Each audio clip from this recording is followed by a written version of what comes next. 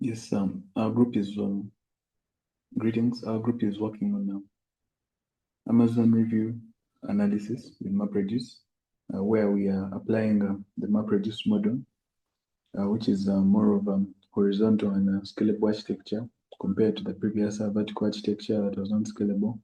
And when it comes to the data processing, yes. So now we are applying this new architecture that was proposed by GameWhat and a colleague at Google to generally speed up and also scale data processing at Google. Yes, so we are working on Amazon reviews with analysis with MapReduce. Yeah. Our keywords: MapReduce, data mining, data analysis, and big data. Our supervisors include Dr. Halim and Dr. Dinesh Yasamke. Our authors: Patrick Anaku, Kafuma Henry, Steve Magezi, Bamdaga Lejas, and Reho Joshua. Yes, so these are the contents of our work. So our abstract. So our work exhibits the generation of insights from Amazon review dataset. It's implemented with a horizontal and scalable data processing called MapReduce. Yes, Mr. Joblib, a Python library that maps the ratings and keys to the keys and then shuffles for grouping and aggregation. The ratings are reduced by aggregation, from which visualization is done. Insights are drawn from the visualization. The big data processing is accelerated by the MapReduce model. So the background: the escalation of compute power has facilitated generation of large data sets. These data sets were previously processed by a vertical architecture, which proved inefficient due to limitations in scalability. Two Google researchers, Jeffrey Dean and Sanjay GameWhat, proposed a horizontal and scalable model called MapReduce. The Amazon website uses submit ratings on products purchased to form an Amazon industry and scientific review dataset. So this is what we applied the data processing on to generate insights that can impact the producers' decisions when it comes to the products they require on their website.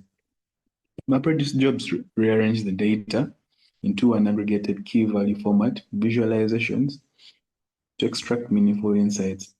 We gain hands-on experience with big data tools and techniques, while also uncovering trends and patterns in real-world consumer feedback. Escalation of computers had a cascading effect on data generation. Now we're looking at related work that has been done already. So here we're looking at generally in the beginning, well, let's say in the 80s, there was no sufficient compute to generate large loads of data. But now, with advancement of the GPUs and CPU architecture, we are now looking at generation of very large data sets that are now termed under big data, that are used to generate insights for large masses of probably society or establishments. So big data processing encountered inefficiency in scalability.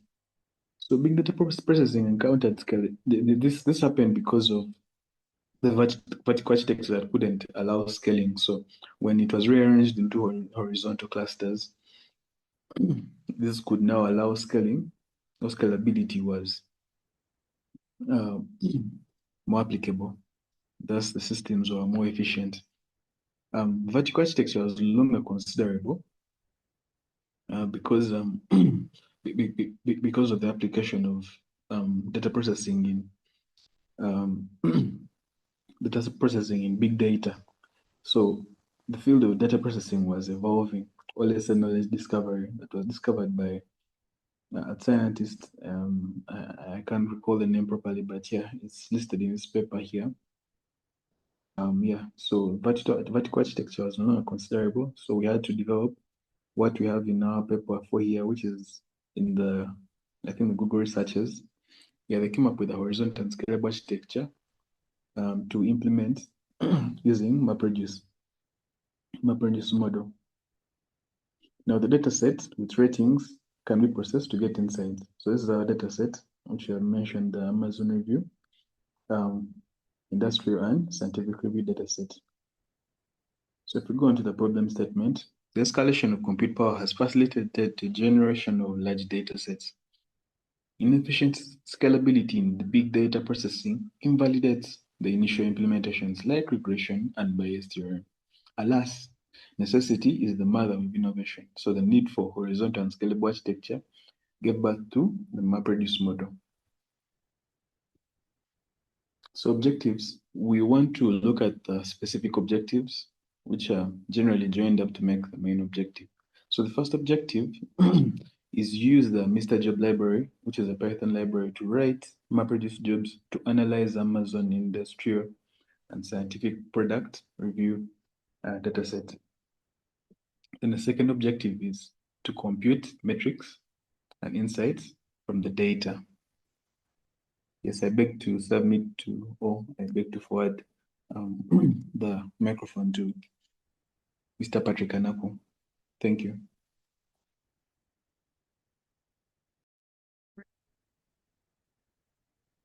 Hello, colleagues, and greetings to everyone. I'm going to continue with the methodology part of our project. Then I'll also tackle a few results for some of the tasks we did. My name is Patrick Anaku. And right, let's get to it. The diagram you're seeing here is basically our methodology flow. We are following the simple architecture of the MapReduce framework. The first part of our approach starts with an input data, which is split and processed in parallel by many MapReduce jobs. Those are the map tasks you're seeing in the middle. Then each of those tasks generates intermediate key value pairs from the input processed data.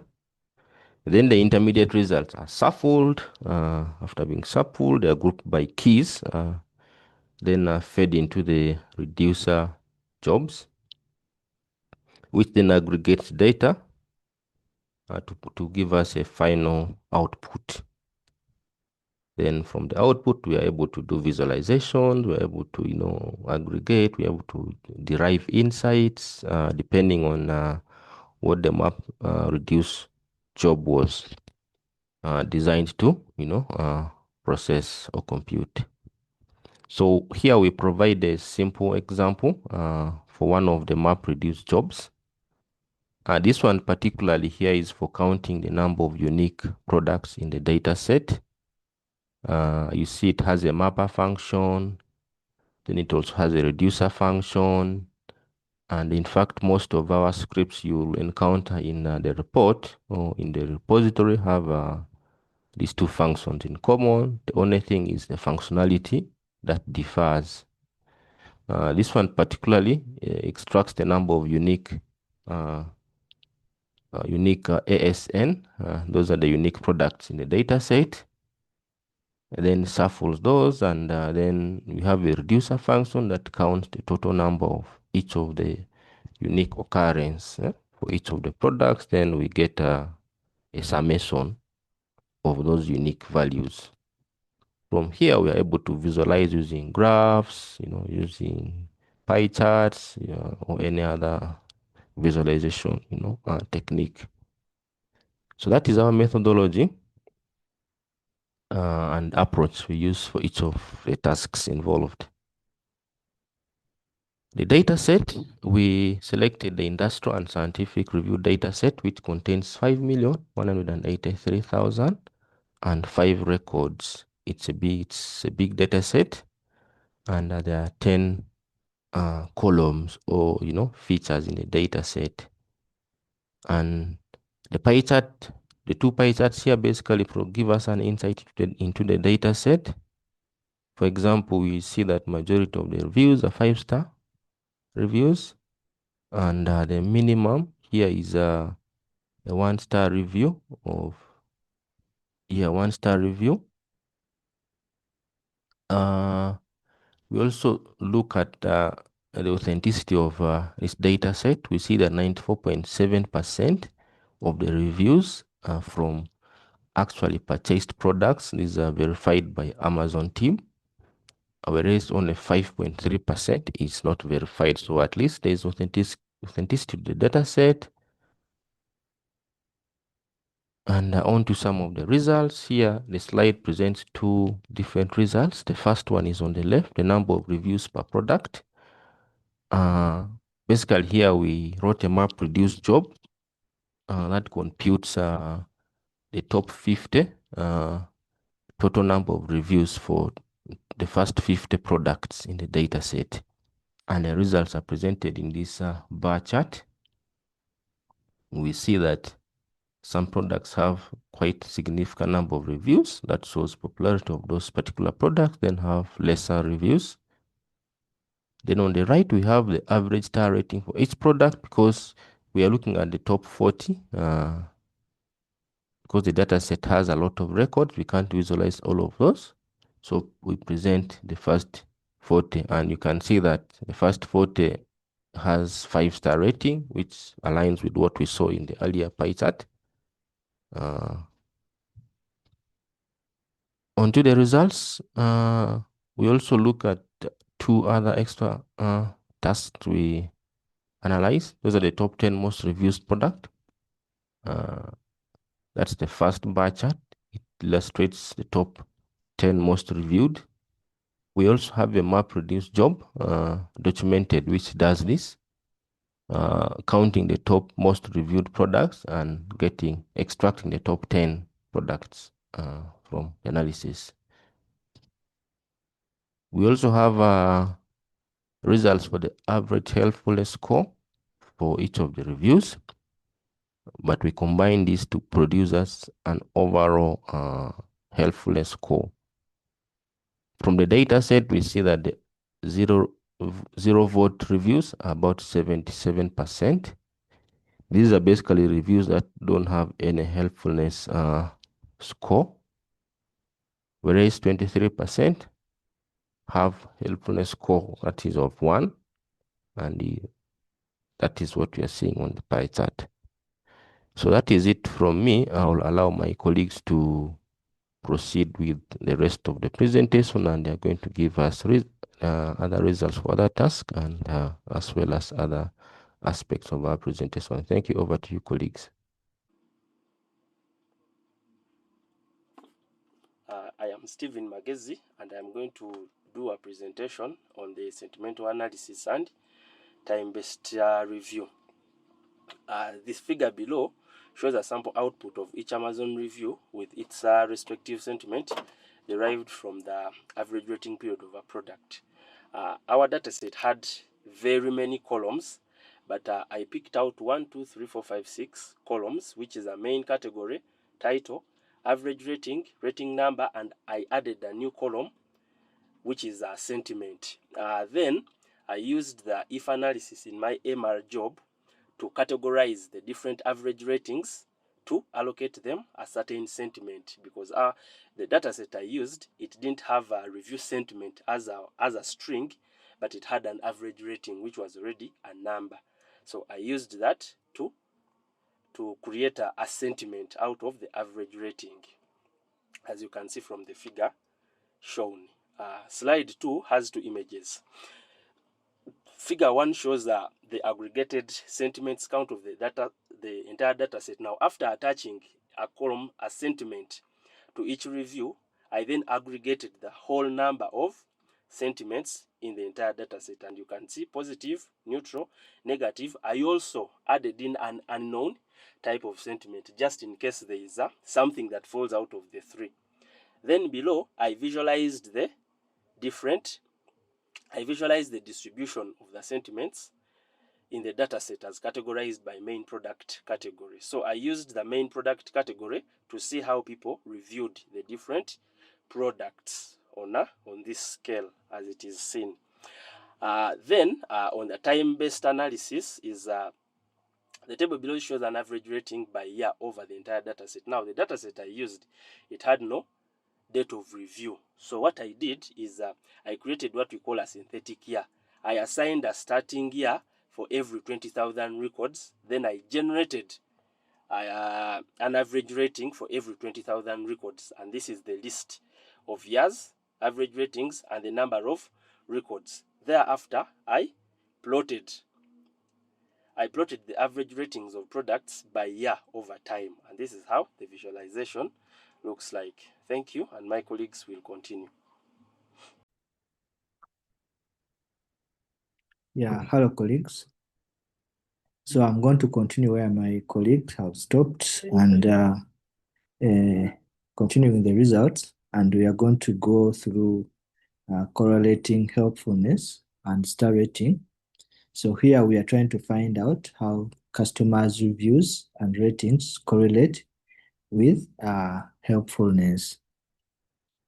Yeah, so we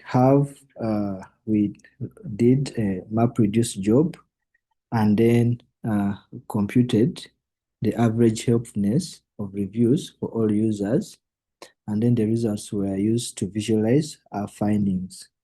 And as you can see here, we did plot two graphs, one which is this, which is the bar chart, and then the bubble plot.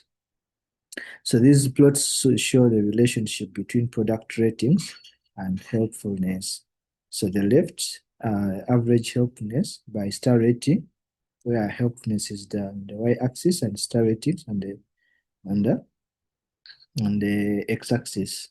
So here for the bubble plot, it's kind of similar, but we are introducing another dimension, which is the size of the bubble, and this is represents the count of the review for that rating. Yeah, so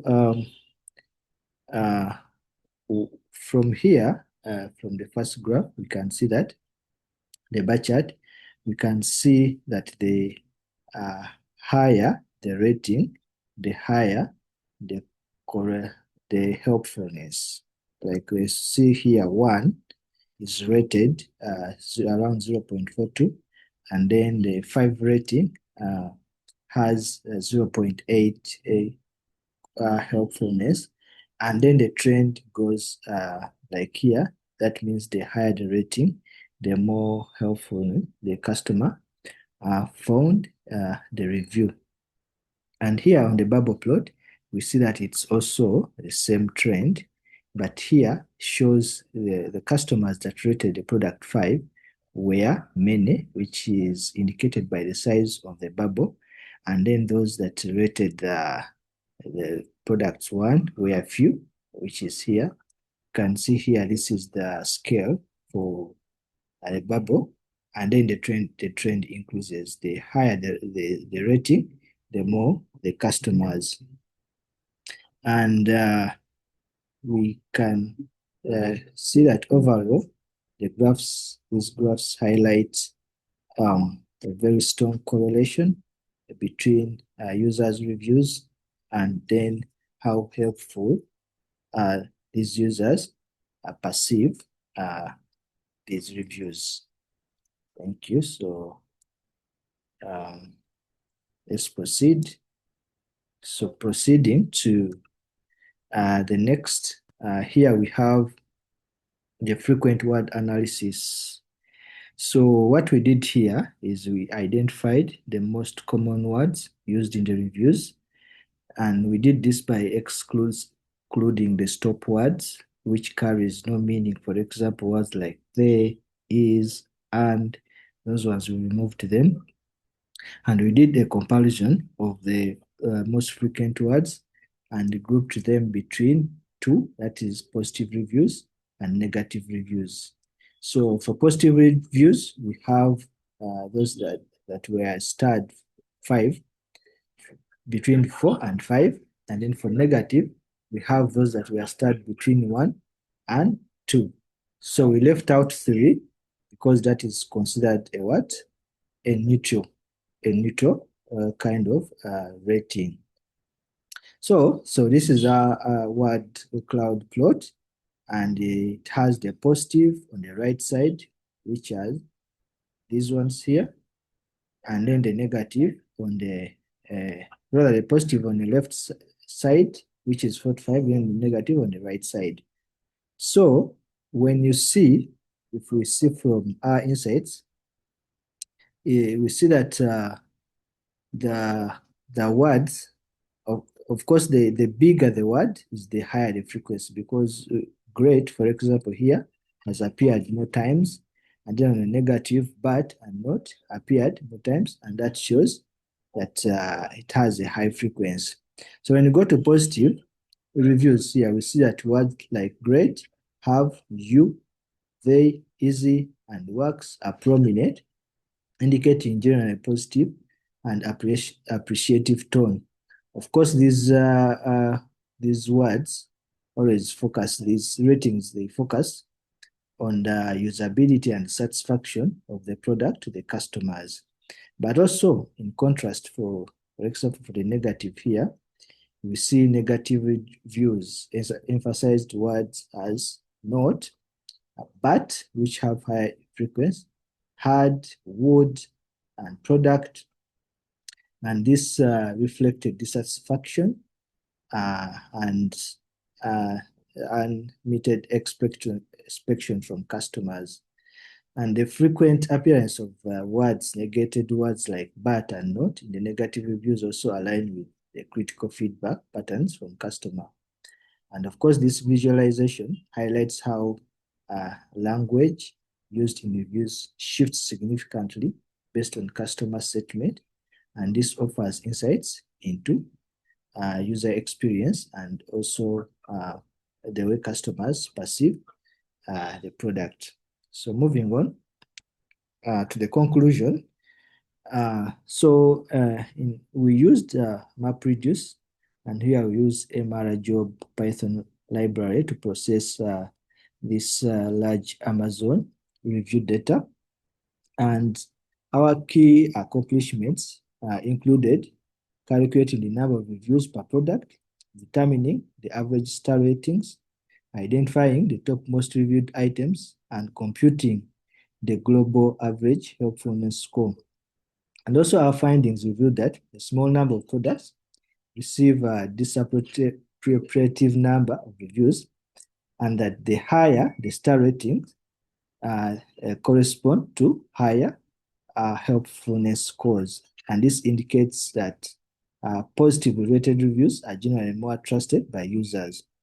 And also we did sentiment analysis on the reviews attached to the text in the qualitative layer, and here we uncovered patterns in customer emotions and satisfaction. And also the time-based analysis ratings, it contributed to how these ratings of the customer evolve over time.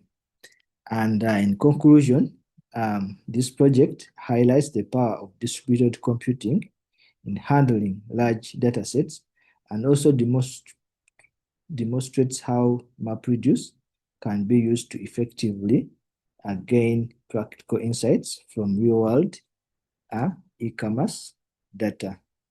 And yeah, that's what we had.